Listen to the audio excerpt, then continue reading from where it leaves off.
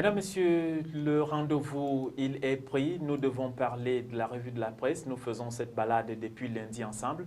Et elle est là. Elle, c'est Albertine Bichaga. Bienvenue. Bienvenue à vous, chers téléspectateurs. Merci à Serge Tetka. Bienvenue à cette édition de la revue de la presse, la dernière de cette semaine. Et nous commençons par le quotidien national bilingue Cameroun Tribune qui nous parle de sous-consommation du BIP et nous présente les pesanteurs et résistances. Il est tout juste question de comprendre qu'après le premier semestre 2013, le taux d'exécution du budget d'investissement public est inférieur à 10% dans plusieurs régions malgré la réforme du système de marché public et le passage à la budgétisation par programme. Qu'est-ce qui aggrave la sous-consommation du BIP et comment y remédier? Il y a tout un dossier sur la question dans les pages 11 à 14 du quotidien national bilingue Cameroun Tribune. On y va donc avec le quotidien Messager qui a une toute autre information à la une de son journal ce jour. Tripatouillage des listes, peut-on lire, et les camps au centre de la mafia. Les faits accablants s'accumulent autour de l'organe en charge du processus électoral. En page 3 pour plus de détails. Toujours à cette même page 3, nous restons dans le même domaine, c'est-à-dire les élections couplées législatives municipales. Et concernant précisément le contentieux préélectoral, le Conseil constitutionnel peut-il invalider les listes du RDPC? La Cour suprême, actant en lieu et place de cette institution, rend son arrêt demain. Et puis on parle également de financement dans le quotidien Le Messager de ce jour. Donc le 9 août 2013, financement, l'AFD prête 20 milliards de francs CFA à la Camwater. Cet argent est destiné à la construction de la station d'eau de la Mefou. Cacophonie dans le droit d'auteur, on en parle toujours. Main basse de Tutumuna et de la CPMC sur la SOCAM. Enjeu principal, la désignation d'un nouveau DG à la Société civile de l'art musical.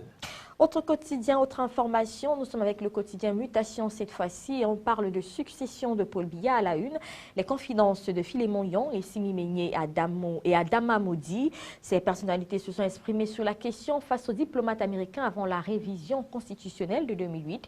Selon ces militants du RDPC, le président va cacher son jeu jusqu'au bout, mais craint pour son avenir et celui de sa famille. La page 4 est consacrée à cet événement, ou alors à cette annonce. La page 14, elle parle d'une autre annonce. Cette fois-ci, c'est un peu l'actualité des hommes en noir, pas les arbitres bien sûr, mais les magistrats qui, selon Félix Onana Etundi, le magistrat est confronté à l'évolution du droit. Le DG de l'École régionale suprême de magistrature revient sur les défis qui interpellent les écoles de formation dans l'espace OADA. À la page 5, le quotidien Mutation s'intéresse au braconnage avec ce chiffre, 30 trafiquants interpellés depuis janvier. C'est une estimation faite par le ministère des Forêts et de la Faune. On parle de sport avec 20 places gagnées par les Lions indomptables, mais plus précisément, ce jour, nous parlons du match Cameroun-Libye avec le stade Omnisport qui est fermé dès dimanche. C'est en vue de la réfection de la pelouse. Il faut simplement trouver des éclairages dans le supplément sport de Mutation. Et puis un peu de beauté avec le quotidien Mutation, élection qui sera Miss Cameroun 2013. Le concours national de beauté se tient ce jour à Yaoundé. Dans les pages 12 et 13, vous pouvez retrouver le portrait de ces ambassadrices de la beauté au Cameroun. Barkada Salah, on l'a dit hier, désormais cette fête est dans le rétroviseur, mais Mutation nous présente un peu les facettes de la fête à Yaoundé et le journal a fait un reportage sur les lieux de prière.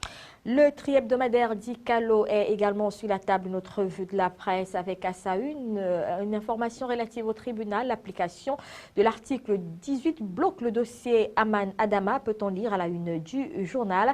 Le parquet général n'a toujours pas donné suite aux demandes en arrêt des poursuites contre l'ex-ministre de l'Éducation de base. Le journal de Daniel Atangana nous dit que le PTT est devenu trop cher pour Andy. Samuel Eto'o fils va quitter la Russie.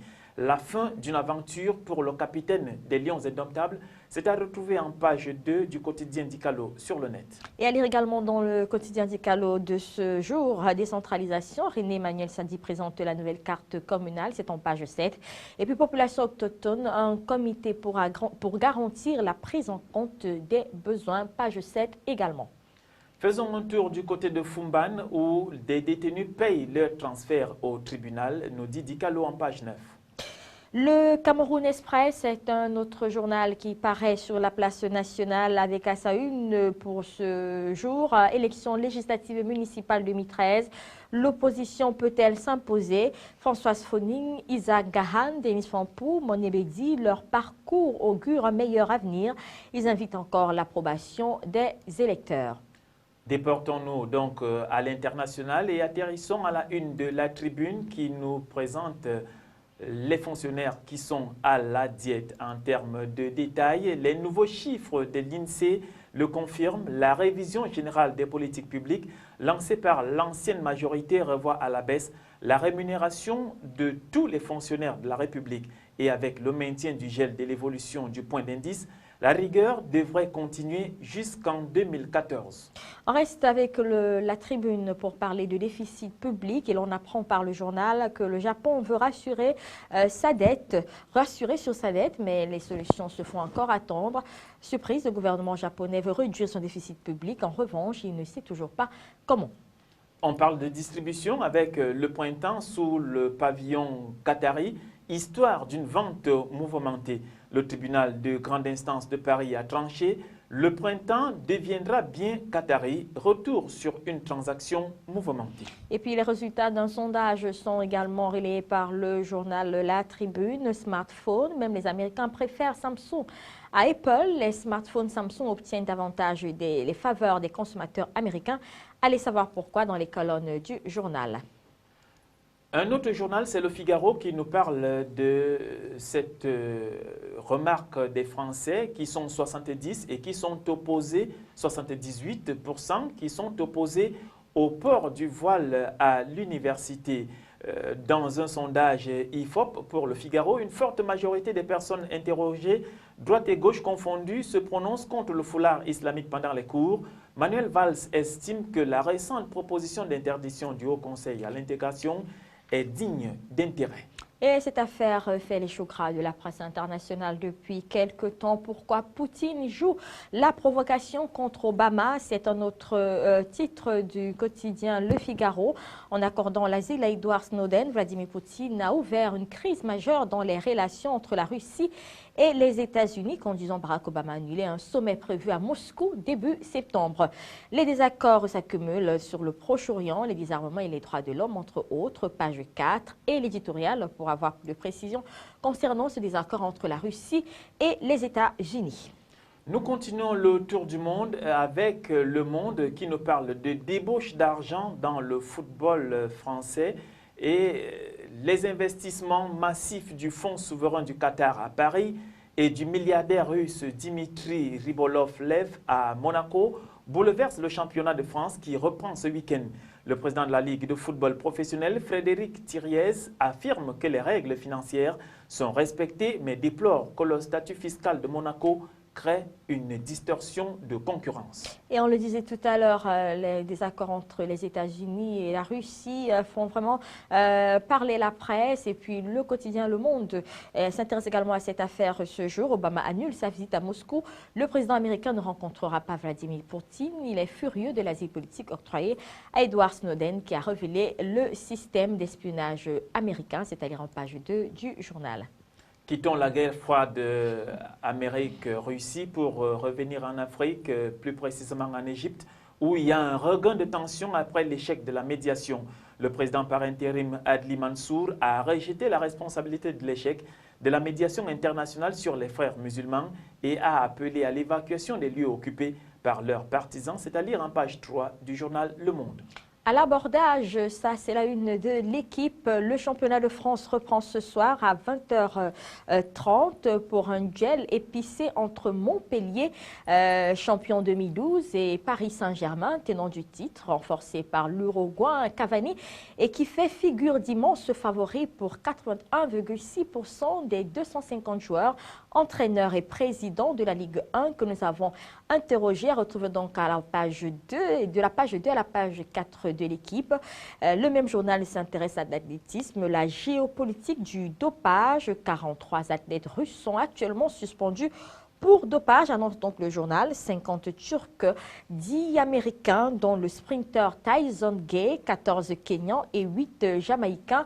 Voilà donc les athlètes qui ont été suspendus à la veille des mondiaux de Moscou.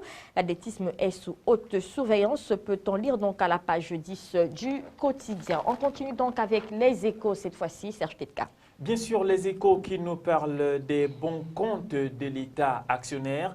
Et nous pouvons simplement le voir à la une de ce journal avec les résultats des entreprises où l'État est présent, qui ont été bien accueillis en bourse. Bercy prévoit de poursuivre les sessions, le CAC 40 au plus haut depuis mai 2011. Et toujours avec les échos, on parle du pouvoir d'achat des fonctionnaires qui est en baisse. Le salaire net moyen a reculé en 2011. Le gel du point d'indice va perdurer l'an prochain, peut-on lire donc dans ce journal. C'est à retrouver en page 4 pour plus d'informations. En page 20, on parle de toute autre chose. Vous pouvez le voir avec des graphiques. Les entreprises n'ont jamais autant compté sur le marché pour se financer. Le phénomène touche des groupes au profil divers et comme on peut le voir, la désintermédiation financière des grandes entreprises prend de l'ampleur. Ces derniers profitant du taux obligataire exceptionnellement bas, la part du financement de marché des groupes de l'indice CAC 40 est passée de 79% à 85% entre 2010 et 2012. Voilà, c'est donc la fin de cette édition de la Revue de la Presse, la dernière de cette semaine. Merci de nous avoir suivis. Bon week-end à vous, Serge Tetka. C'est les mêmes souhaits que je vous adresse à vous, Albertine Bichaga. Il en est de même aux téléspectateurs nombreux de CAM News 24 à qui je demande de rester fidèles au programme de notre chaîne qui se poursuit.